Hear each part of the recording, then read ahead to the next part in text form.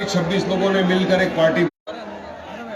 अगर कांग्रेस ने अपना वादा निभाया होता, आपके हक की बात की होती, आपका पॉलिटिकल एम्पावरमेंट किया होता, तो हमको यहां आने की जरूरत ही नहीं पड़ती। मगर स्लोगन दिया, जिसकी जितनी संख्या भारी उतनी उसकी हिस्सेदारी। अब संख्या कितनी है मध्य प्रदेश में? 230 सीटें, 9% मुसलमान हैं यहां पर। 9% मुसलमान, 230 सीट। अगर वाकई में आप बोलते जिसकी जितनी संख्या भारी उसकी उतनी हिस्सेदारी, तो आप कम से कम 20 से 22 मुसलमानों को सीटें दे सकते थे मध्य प्रदेश में। लेकिन आपने सिर्फ 2 जन को टिकट दिया, सिर्फ 2। अरे क्या मध्य प्रदेश में ऐसे मुसलमान नहीं, पढ़े लिखे नफीस साहब जैसे जाबाज गद्दावर नेता नहीं कि जिसको आप टिकट देकर जिता सको और असेंबली के अंदर भेज सको? मगर जहां पे नियत में ही खोट है, वहां पे हम क्या करेंगे? खोट नियत में है इनकी, इसलिए नहीं दिया टिकट। हमने कहा हम देंगे जाकर, हमने दिया। हम सिर्फ 4 जगहों पर लड़ रहे हैं। इंदौर में 2 जगह पे, जबलपुर में 1 जगह पर और यहां से बुरहानपुर में। मगर फिर भी इतनी खलबली मची है, इतनी खलबली मची है, डरा रहे, धमका रहे, फोन पे फोन। अरे नहीं जाना, क्यों जा रहे, वो जीत जाएंगे। चुप, बहुत हो गया पंकज भाई, इतने बरस से सुन रहे हैं। इनको वोट देंगे बीजेपी जीत जाएगी, इनको वोट देंगे बीजेपी जीत जाएगी। अरे कहां जीत रही है बीजेपी? राहुल गांधी हार गया, वहां खड़े थे क्या? बीजेपी जीती ना। सिर्फ आपके सामने आएंगे, आपको डराने के अंदर 2019 में 4 टर्म का सिटिंग बीजेपी का मेंबर ऑफ पार्लियामेंट था, उसको हरा के ठुकरा के फेंक दिया था। ताकत हम में है। जमा खर्चा नहीं करते, मुफ्त की रुपड़ियां नहीं बांटते फालतूगिरी वाली, हकीकत बयानी करते हैं। यह आए आपके बीच में, दोनों को बोलूंगा, बीजेपी भी और कांग्रेस के, किसी के बाप से नहीं डरता। वारिस पठान बिंदास बोलेंगे। कर्नाटका के चुनाव के वक्त यही कांग्रेस की सत्ता थी, यही कांग्रेस पार्टी थी जिन्होंने आकर कहा कि हम सत्ता में आएंगे, बजरंग दल पे बैंड लगा देंगे। वो बजरंग दल जो आए दिन बेकसूर बेगुनाह मुसलमानों को कभी गाय के नाम पे, कभी JSR नहीं बोलने के नाम पे नरसंहार कर देता है। ये वो लोग हैं जो महासभा लगाते हैं, उसमें गीता का पाठ नहीं पढ़ाते, उसमें बोलते हैं बेटा कलम कागज छोड़, तलवार उठा, मुसलमान का नरसंहार कर। ये वो संगठन है जिसको बैंड करना था। तो क्या हुआ? कांग्रेस फट गई, क्यों नहीं किया बैंड? नहीं किया ना उसको बैंड। उसके बदली आज और एक स्टेप आगे, हिजाब हमारी बहन, हमारी मां, हमारी बेटी पहनती है। हम बोलते हैं उसके सर का ताज है, हम किसी को फोर्स नहीं करते, अपनी मर्जी से, अपनी मन से पहनती है वो।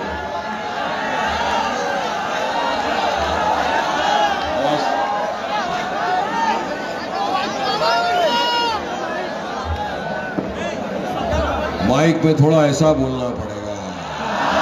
आप समझ यार, मेरे को बोलते तो माइक हटा के बोलता है यार बिंदास। हिजाब हमारी मां, बहन, बेटी के सर का ताज है। हम पहनते हैं, हमारी मर्जी से पहनती है। और हमने तो यहां तक कहा है कि एक दिन हिजाब पहनने वाली हमारी बेटी, बहन, मां इस देश की प्रधानमंत्री भी बनेगी इंशाअल्लाह। कर्नाटका में एक सर्कुलर आया, उसमें लिखा कि अभी जो एग्जाम होने वाला है उसमें ऐसी कोई चीज नहीं पहनना जो सर को ढांक सके। अरे भाई, सर को ढांकने वाला तो हिजाब ही, मंगलसूत्र अलाउड है, पहनिए ना। हमने तो कभी किसी के ऊपर ऑब्जेक्शन नहीं लिया। आज मंगलसूत्र पहनिए, हाथ में कलावा पहनिए, जो पहनना है पहनिए। लेकिन हमारी बहन, हमारी बेटी, हमारी मां को अगर हिजाब पहनना है तो किसी के बाप में ताकत नहीं है कि हमको रोक सके पहनने से। पहनेंगे बिंदास, मगर कर्नाटका में सरकार यही कांग्रेस वालों की है। जब ये आपके पास आएगा ना, अभी 1-2 दिन तो बचा है, तो उसको बोलना, बेटा कांग्रेस ने कर्नाटका के अंदर सरकार बनाने के बाद ऐसा क्यों किया, क्यों हमारे हिजाब के पीछे पड़ गए, क्यों बजरंग दल को बैंड नहीं किया। यकीन मानिए आपके दरवाजे तक आने के पहले रास्ते से निकल जाएगा, नहीं आएगा आपके सामने। इनमें ताकत नहीं है, ताकत नहीं है इनमें आपका जवाब देने की सवाल के। अब मजलिस आई है तो एक ही नारा लगा रहे हैं, बस B team B team B team, कुछ नहीं फर्क पड़ने वाला। अब यहां पर दूसरी जगह बीजेपी है, मोदी जी, चाय वाला मेरे चाय वाला बोलते हैं, वारिस भाई मेरा भी अरमान है मैं प्रधानमंत्री बन जाऊं। वाला बेटा बिंदास तू भी बन जाएगा एक दिन। कहां से आ गए पता नहीं, सबको अरमान जगा दिए। 15 लाख के अरमान जगह है, मेरे अकाउंट में नहीं है। आपको मिला क्या? किसी को मिला क्या? आगे मिलने वाला भी नहीं। मैं भी ख्वाब देखना छोड़ दिया, आप भी छोड़ दिया। 2 करोड़ युवाओं को रोजगार मिलने वाला था, मिला क्या? आगे मिलने वाला भी नहीं, बढ़ के बेरोजगारी बढ़ गई है। नोट तो सब बंद कर दिया 2000 की भी, शायद 500 के ऊपर भी आ सकता है, पता नहीं कौन सी करेंसी चलाएंगे। 9.5 साल से बीजेपी सरकार सत्ता में है, 9.5 साल से।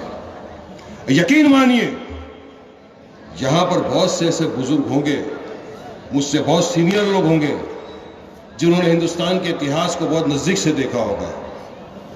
आजादी से लेकर अब तक जितनी देश में नफरत नहीं फैली थी, उतनी नफरत ये 9.5 साल में बीजेपी की सरकार ने पूरे देश में फैलाई थी। इतनी नफरत, और खास तौर से मुसलमानों के खिलाफ तो ऐसा लगता है कि जैसा एक जंग सी छेड़ दी।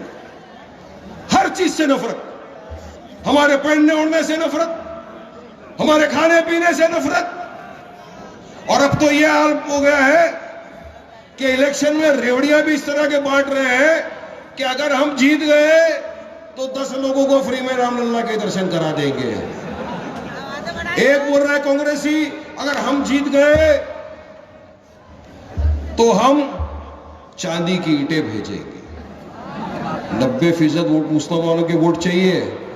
हमारी मस्जिद के बारे में कभी सोचा है क्या? हमारी मस्जिद पे भी चूना लगवा देते भाई। इतना भी नहीं है इनके पास। नहीं, हमारा तो वोट क्या है, इनके बाप की जागीर है।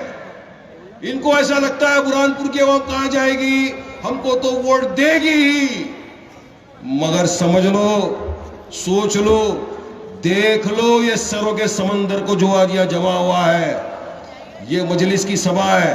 और बुरहानपुर की आवाम ने आज फैसला कर लिया है कि हम मजलिस के साथ जाएंगे, जिसका सबूत ये सरों का समंदर आज यहां पर जो खड़ा हुआ है। ये फैसला हो चुका है, बुरहानपुर की आवाम ने कर लिया है कि इंशाअल्लाह ताला 17 तारीख के दिन हम उतर के आएंगे, अपने अपने घरों से हमारे बुजुर्गों को, माँ बहन बेटी सबको लेकर आएंगे और दबाएंगे बटन, पतंग के निशान पर मोहर लगाएंगे और पूरे आसमान में बुरहानपुर में सिर्फ पतंग पतंग पतंग। बीजेपी ने यह कर दिया पूरी तरह। आपके पास आएंगे, मैडम तो आएगी ना। मैडम ने तो, मैंने सुना कि कागज पे लिख दिया शुगर फैक्ट्री। हुआ कुछ नहीं है, शुगर बुगर कुछ नहीं मिलने वाला है, फैक्ट्री कुछ नहीं, इनका और कुछ नहीं है। मगर मजलिस जो बोलती है करेगी। अगर हमने बोल दिया कि नफीस साहब और सरकार की आंखों में आंखें डालकर सवाल करेगा और आपके हक और इंसाफ की ऐसी कुर्सियों को, आप बीजेपी की सरकार में आप तमाम देख रहे हो क्या हो रहा है। एक तरफ से हम पे हर दिन जुल्म ढाया जा रहा है। अगर इसको खत्म करना है तो आपके पास एक आवाज, एक जमात है, बैरिस्टर असदुद्दीन ओवैसी की पार्टी मजलिस इत्तेहादुल मुस्लिमीन। कमलनाथ ने कहा कि हमको राजीव गांधी को नहीं भूलना चाहिए, बाबरी पे बिल्कुल, बेशक हम नहीं भूले, ना कभी भूलेंगे, क्योंकि 6 दिसंबर का दिन हिंदुस्तान की हिस्ट्री में, संविधान के अंदर ताला दिन था डेमोक्रेसी के ऊपर, जिस दिन हमारी बाबरी मस्जिद को शहीद कर दिया गया था। और शहीद करने में ताला खोला था कांग्रेसियों ने, राजीव गांधी ने ताला खोला था, हमारी बाबरी मस्जिद शहीद हुई। रात के अंधेरे में मूर्तियां प्रकट हो गई। नहीं भूले हम कमलनाथ जी, आपकी बात बिल्कुल याद है। और बुरहानपुर की आवाम आपको जवाब देगी, अपने वोट के जरिए से जवाब देगी, अपने बैलेट के जरिए से आपको जवाब देगी। वोट चाहिए आपके 90%, करना कुछ नहीं है आपके लिए। इसीलिए 70 बरस इक़्तिदार की कुर्सी पर बैठने के बावजूद भी देश का मुसलमान पिछड़ा हुआ वर्ग है। हम तो नहीं थे सत्ता में, क्यों सोशली इकोनॉमिकली एजुकेशनली आज बैकवर्ड है। मैं नहीं बोलता, वारिस पठान नहीं बोलता, कमेटी की रिपोर्ट है, Sachar committee, Mahmoodur Rahman committee, Mishra committee, जो दर्शाता है कि देश का मुसलमान पिछड़ा हुआ वर्ग है इनकी वजह से।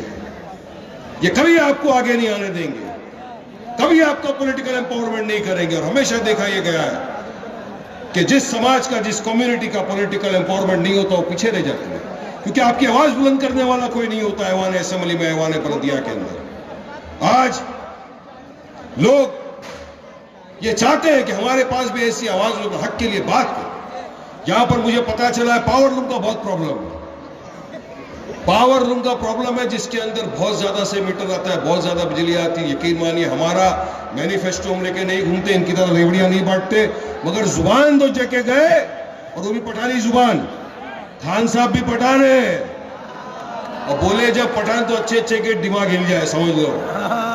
अगर हम आए इक़्तिदार पे, जीते इंशाअल्लाह ताला बुरहानपुर से, तो हम पावर लूम के अंदर जो बिजली का बिल है उसको 50% कम कर देंगे इंशाअल्लाह। बाकी डेवलपमेंट विकास का काम तो करते रहेंगे, लेकिन आपकी हक की लड़ाई आज देश का मुसलमान देख रहा है हमारी तरफ कि हमारे पास भी कोई नेता चाहिए, हमारा कोई नहीं है। यादवों का नेता है, दलितों का नेता है, सरदारों के पास नेता है, लेकिन मैं पूछना चाहता हूं बुरहानपुर के मेरे मुसलमान भाइयों बहनों, क्या आपके पास अपना कोई नेता है? नहीं है आपके पास नेता। यह वजह है कि आज हम पे जुल्म ढाया जाता है। बाबरी पे हो जाए तो असद ओवैसी बोलते हैं, दादरी पे मॉब लिंचिंग हो जाए तो आवाज उठाते ओवैसी, हमारी शरत में मुदाखिलत हो जाए तो आवाज उठाते ओवैसी। बाबरी पे ओवैसी, दादरी पे ओवैसी, शरीयत पे ओवैसी, फिलिस्तीन पे ओवैसी, हर जगह ओवैसी। तो आपके वोट का असली अधिकार भी ओवैसी का हुआ ना, आपके वोटों का हकदार भी तो ओवैसी हुआ ना। तो क्यों नहीं ओवैसी की टीम के लोगों को जिताकर हमको असेंबली में भेजना? आज फिलिस्तीन का इतना मसला चल रहा है, कौन बोल रहा है? यकीन मानिए मुझे हर टीवी की डिबेट में पूछा जाता है, हर शोबे पे पूछा जाता है, क्यों बोल रहे हो वारिस भाई आप? तो सुन लो, मैं नहीं, मेरी बुरहानपुर की आवाम भी यही बोलेगी कि मेरा फिलिस्तीन से इंसानियत का भी नाता है, मेरा फिलिस्तीन से आस्था का भी नाता है, मेरा बैतुल मुकद्दस है वहां पर, मेरा किबला अव्वल है वहां पर। इंसानियत, बैतुल मुकद्दस, किबला अव्वल, सबसे मेरा नाता है। तुम्हारा इसराइल से क्या नाता है? न 3 में न 13 में खड़े हुए stand with Israel, stand with Israel. Israel के साथ खड़े हो के पैर दुख गए हो, घुटने थक गए हो, उंगलियां दर्द हो गई हो ना, तो थोड़ा जाके मणिपुर की तरफ भी खड़े रहो। हमारे देश का हिस्सा है, वहां वीजा भी नहीं लगेगा, ट्रेन में जा सकते हैं, जाओ वहां पर। मगर नहीं, इनको इसराइल से कोई मोहब्बत नहीं है, इनको मुसलमानों से नफरत है, इस वजह से इसराइल के साथ खड़े हुए। हिटलर ने जब यहूदियों के ऊपर जुल्म किया था, उस वक्त भी ये आरएसएस हिटलर के साथ खड़ा था। और इसराइल जब अब फिलिस्तीन के अंदर मासूम, मजलूम, गुनहगार, बेगुनहगार बच्चों के पर जुल्म कर रहा है, तब भी ये जाके इसराइल के साथ खड़े हैं। ये वो और ये आपके बीच में आए जीतने के लिए, नहीं जीतने नहीं देना। एक हो जाओ।